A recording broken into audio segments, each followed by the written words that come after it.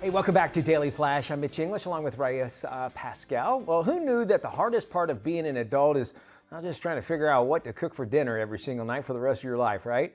That was an anonymous quote. I didn't say it, but it's actually true. So we need someone to help us figure out what to make for dinner. We brought in nutritionist and cookbook author Mona Dolgov, and she is back. Thank you so much for coming back to the show. And I'm looking, it's hard to look at your gorgeous face when you got all that great food in front of you. It's all right. Look at the food. Okay. Listen, we talked last time. I love to cook, but the biggest pain is cooking during the week. It's actually like a big chore. What can we do to make actually weeknight dinners tasty and a breeze and not a microwave dinnable? Okay, so the first thing that you really need to do in your kitchen, make sure you're prepped and ready. Okay. So I have what I call on my Mona list, my 4 Ps that I always make sure that I have in my kitchen ready to go. Okay. The first is proteins. So you want to make sure that you have lean proteins at home. So that could be lean chicken. Make sure you get fish once or twice a week. I always have fresh fish. I usually keep some frozen shrimp in the freezer. That's a great thing to have. If you are going to eat meats, make sure they're lean meats, grass-fed meats, and don't forget about a plant-based meal once or twice a week. Beans, quinoa, and things like that. Okay. That's one. The second P is produce. You want to make sure that you buy produce and make sure it's for the season. So you want to make sure you have things this season like Brussels sprouts, green beans, broccoli, cauliflower, and don't be upset. Buy pre-bagged stuff. Make it easy on yourself. And I also like to buy piece vegetables that you don't even have to cut. Things like cherry tomatoes and baby carrots. Okay. The third P is your pantry, making sure your pantry is nice and stocked. And inside your pantry, make sure you have your whole grains like your brown rice, your quinoa, your whole grain spaghetti, and also your marinara sauce. Make sure it's no or low sugar. And then what I always like to do is make sure you have your good oils like your avocado or your olive oil, and your vinegar is usually a balsamic and a rice vinegar. And then the last P I always call is the pizzazz. And believe it or not, Mitch, it's the spices. It's the citrus juices.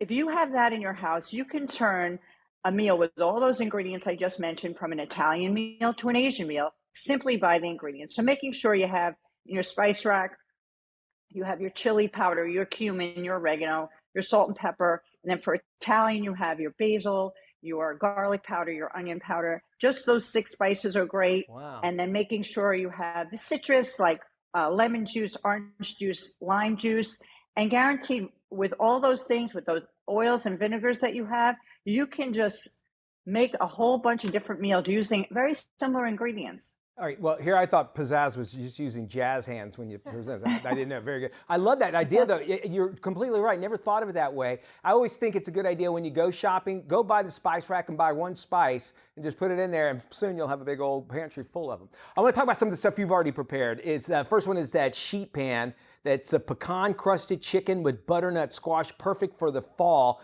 But the second one that you have uses an air fryer, a shrimp scampi. Tell me about both of those. Okay, so this is a sheet pan meal. Doesn't it look beautiful? It's like a restaurant Yes. meal. You can make the whole thing all at once on a sheet pan. What's really nice about the pecan crusted chicken, instead of just using plain egg before you bread the chicken, you're actually using a combination of a little mustard, a little bit of honey, and egg. And that kind of adds an extra flavor to it. And then it's crusted with a combination of pecans and breadcrumbs. Okay. Then the butternut squash, I just put a little bit of cinnamon, salt, and pepper. The Brussels sprouts are my favorite for the season. A little garlic powder, salt and pepper. Throw it on a sheet pan. Make sure they're nice and even. You've got a great meal. 22 minutes, it's done.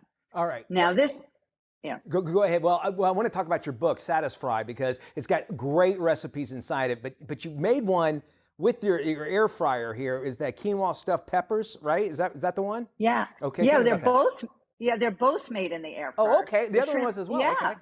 Yeah, the shrimp scampi, believe it or not, 8 to 10 minutes to make.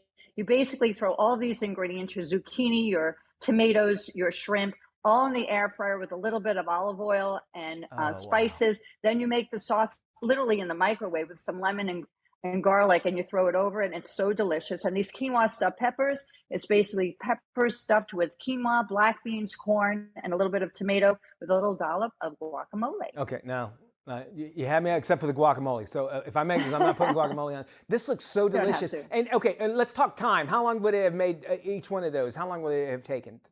This takes 10 to 12 minutes, and this takes literally 8 to 10 minutes to make in your air fryer. It's so simple, and it looks like a restaurant meal. It's so awesome. And it would be healthier too, Oh, yeah. right? I mean, that's the best part about it all, using an air fryer. Yes.